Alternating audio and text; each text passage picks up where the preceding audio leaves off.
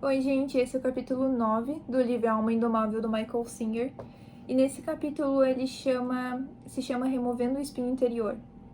Então ele fala sobre como a gente pode fazer duas escolhas na vida. E aí ele dá um exemplo do espinho que tá no seu braço, tá machucando o nervo. Tu decide não retirar ele e criar vários tipos de proteção. Então tu acaba que modifica a tua vida inteira. Tu evita lugares, tu evita pessoas, começa a ficar em casa para ter certeza que nenhuma experiência vai prejudicar de doer. E é assim também que funciona com o espinho interior, né?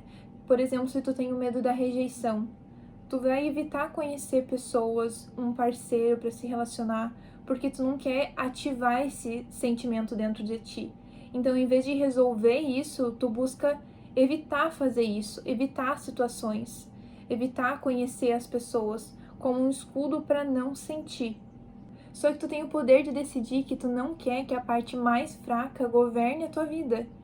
Quando tu deixa a parte mais fraca governar, tu vai ficar tentando não sentir, não errar, não se expor. Tu vive uma vida medíocre, sabe? Pequena, mesmo tendo muito para explorar dentro de ti. E o mais curioso é que muitas vezes pode ser que nem perceba, sabe? Porque tu cria uma narrativa na tua mente como se isso fosse proteção, cuidado, como se fosse maturidade. Só que existe uma outra escolha. Tu pode sentir medo e mesmo assim tu seguir em frente, sabe? Viver a tua vida. Tu pode se sentir insegura, só que tu ainda assim pode se expor. Tu pode sentir dor e ainda não deixar com que isso defina o teu caminho, sabe? Isso não é fragilidade, é amadurecer, é entender que dentro de ti existem várias vozes. Só que tu não vai deixar ser comandada por elas. E sim, a parte mais fraca, ela pode existir, ela deve existir, ela pode chorar, ela pode sentir. Só que quem decide, ou quem deveria decidir, né, é a parte consciente. É aquela que entende que crescer dói menos do que se encolher a vida inteira.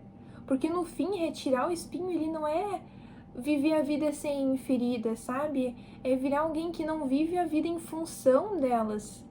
É escolher todos os dias não entregar o controle da tua vida para aquilo que te machucou no passado. Porque tu não é a tua dor. Eu mesma precisei entender isso na minha vida e vivi um longo processo para até eu decidir retirar esse espinho do meu braço.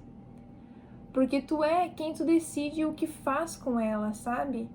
A autogestão emocional é tu perceber que as emoções, elas são informações e elas não vão ditar a direção da tua vida.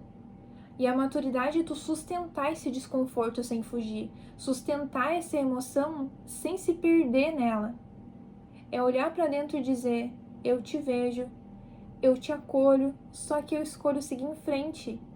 E isso muda completamente, sabe, a forma como tu se relaciona com a vida, como tu se relaciona com as pessoas, as escolhas que tu faz. Porque a saída é tu perceber quem que tá sentindo essas inquietações internas. Então eu recomendo muito a meditação, porque quando tu tá vivendo tua vida, tu tá muito mais apegada na tua personalidade do que a tua consciência maior. E quando tu cria o hábito de meditar, mais desapegada dessa personalidade tu fica. E tu vai aprendendo a observar a mente sem entrar na narrativa dela.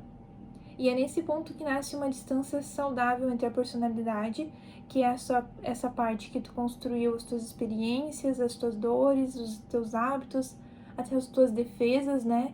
E uma consciência maior, mais ampla, que observa essa personalidade. E essa distância, ela muda tudo. Porque quando tu não medita, a personalidade, ela vai reagir no automático. A dor antiga, ela vira um padrão na tua vida.